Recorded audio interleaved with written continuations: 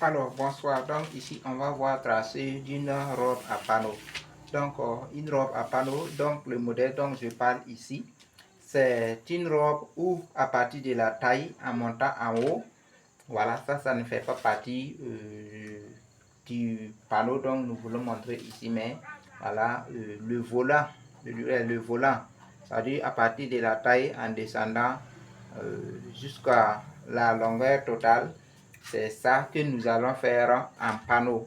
Donc, si nous on parle des panneaux ici, ça veut dire que ça sera morcelé. Voilà, à partir de la taille en descendant, ça sera morcelé. C'est la même chose que jupe à panneau. Si nous savons tracer une jupe à panneau, il n'y a pas une grande différence. Maintenant, c'est la manière dont nous allons faire les morceaux aussi qui va donner évasé en bas du robe. Donc, j'ai dit que c'est la même chose que jupe à panneau. Donc, c'est ce qui va faire qu'à partir des genoux, on aura une évasée. Donc, ici, on va commencer. Donc, c'est comme une jupe. Donc, mais ici, c'est jusqu'à la taille. Donc, ça va monter. Donc, ça ne va pas rester à la ceinture, mais ça va monter jusqu'à la taille. Donc, ce qui fait que nous allons prendre les mesures de la taille. Nous allons utiliser les mesures de tour de taille. Donc, ça, nous allons mettre à l'idée que ça, c'est une ligne de la taille. Donc, c'est une ligne qui va croiser la ligne de la taille dont nous avons vu sur le haut. Donc, ici, c'est la ligne de taille. C'est la ligne de longueur taille comme ça. Donc, c'est pour dire que c'est sur cette ligne que nous pouvons donner notre tour de taille, la mesure de la tour de taille. Donc, ce que nous devrons comprendre ici facilement, je dirais que ce que nous cherchons même à comprendre ici, c'est là. Donc, nous avons déjà tracé le haut. Ça veut dire qu'à partir de la taille en montant en haut, nous avons déjà tracé ça. Donc, nous allons maintenant laisser ça en haut. Et c'est ce qui va compléter pour que ça devienne une robe maintenant. Donc, c'est ce que nous allons faire. Donc, la longueur taille, c'était 36. Donc 36, voici les 36. Maintenant que nous allons coudre, on va donner la valeur de couture, par exemple 1 cm. Donc on va déposer le centimètre sur le point de 1 cm. Comment on dit, les 36 sur le point de 1 cm. Donc nous avons donné. Donc ici nous allons donner le montant bassin. Donc montant bassin représente la partie où nous allons donner les mesures des bassins. Donc la longueur genou qui va représenter à partir d'où la robe sera plaquée et le reste en descendant maintenant va être, je dirais, le vasé. Donc, la longueur genou en ça, c'est 88. Donc, 88. Donc, la longueur robe, c'est 130. Donc, voici. Et j'ajoute 3 cm pour la valeur de houlet. Donc, même si ça ne sera pas de houlet, quand même. Donc, ici, je vais d'abord redresser le tissu là, parce que c'est pas bien droite. Alors, donc, voici, c'est le milieu devant, nous allons chercher. Mais je vais donner d'abord les mesures, donc, je vais les tracer. Donc, la ligne du montant, la ligne de longueur genou, donc, la ligne de la longueur totale et la ligne de houlet. Donc, c'est le milieu devant, nous voulons tracer comme ça, avec mes lignes sont faites une droite, mais pas de problème. Donc, ici, nous allons prendre la mesure de tour de taille. Donc, on a tour de taille de 72. Donc, 72 divisé par 8. Donc, 36, 36, 18. Donc, ça donne 9. Donc, si je ne me trompe pas, ça donne 9. Donc, 9 cm, nous allons ajouter, c'est une partie dont on devrait faire, par exemple, la pince. Donc, on doit ajouter 1 cm ou 1,50. Donc, on ajoute 1 cm, ça va faire 10. Donc, la largeur du milieu devant, ça va être 10. Donc, ici, j'ai donné les 10 directement. Voilà, si nous on veut qu'une flèche, je dirais que sur le tracé, il y a ce que nous appelons des flèches. Donc, c'est des flèches qui vont donner l'évasé en bas. C'est les flèches qui vont permettre à pour qu'on puisse avoir des évasés à partir des genoux. Donc, si nous voulons qu'une flèche au milieu soit au milieu de la devanture, on va laisser un espace ici pour la flèche. Si on ne veut pas la flèche au milieu du devant, on peut donner ça, par exemple les 10 là tout directement comme ça. Donc ici, on va laisser la flèche. Donc on va donner 8 cm pour la flèche. Donc 8 cm. Donc voici. Donc on va tracer cette ligne d'abord avant de donner la mesure maintenant, les 10 cm là. Voilà, donc là maintenant, je vais donner les 10 cm. Donc je donne les 10 cm comme ça. Donc je trace cette ligne.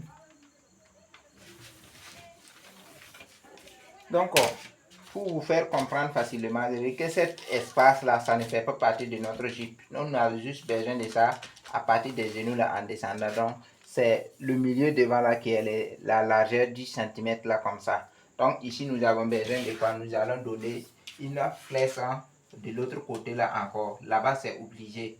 Donc on peut laisser le milieu devant pour ne pas donner une flèche, mais ce côté là c'est obligé.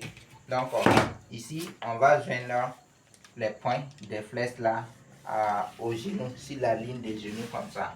Donc voici. Voilà. Donc comme c'est une robe, c'est pas une jupe, le milieu devant c'est bon comme ça. Donc le milieu devant c'est fini comme ça. On va couper ça et continuer avec le milieu dos et les côtés. Alors donc on a fini de couper. Donc pour tracer une jupe à panneau, on aime sur le pain, il n'a pas comment dire, les dessins qui peut rendre, comment dire, qui peut empêcher à ce que, voilà, on tourne souvent les pièces. Donc, parce que ici, vous voyez, donc on a enlevé le vasé en bas, sur ce côté-là. Donc, ici, c'est devenu large. Par exemple, s'il y a des dessins qu'on ne peut pas tourner cette pièce-là pour faire d'ici là vers le bas, donc ça nous conduit à consommer du tissu là trop. Voilà, souvent même les deux pains ne vont pas suffire pour faire une ensemble. Donc ici, on va tourner sur le côté large là, voilà, pour placer ça sur le côté large du tissu qui reste là encore, pour pouvoir avoir le vasé. Donc on va voir milieu d'eau. Donc c'est le milieu d'eau, on va chercher ici. Donc voici, on va utiliser le milieu devant pour chercher le milieu d'eau. Donc ici, on a besoin de prolonger ces lignes, la ligne des genoux et la ligne du montant. Donc voici ici, on va laisser la valeur de fermeture au niveau du dos. Donc la partie qui est devant moi, c'est le milieu dos. Donc on va donner 4 cm pour ça. Donc voici 4 cm. Donc si je donne 4 cm ici aussi, pour les joindre comme ça. Donc ici, voici, ici, sur la ligne des genoux, on va donner là-bas 2 cm. Donc on donne là-bas 2 cm et on doit tracer une ligne un peu formée comme ça. Voilà. Une forme comme ça. Voilà.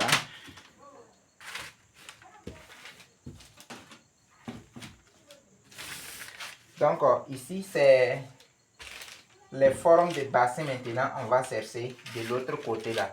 Donc pour tracer le milieu d'eau, c'est pas compliqué. On est déjà presque fini. Donc ici c'est la ligne du montant. Je vais prolonger encore. Je donne 2 cm ici.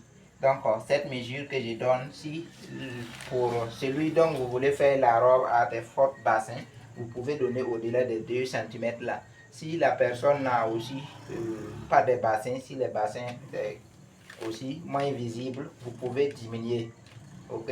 Donc si on dit que vous pouvez donner au-delà de 2 cm, là vous ne pouvez pas aussi aller donner 5 cm, 4 cm, ça sera trop. Donc les mesures aussi ne sont pas laissées aussi. Voilà, trop aussi.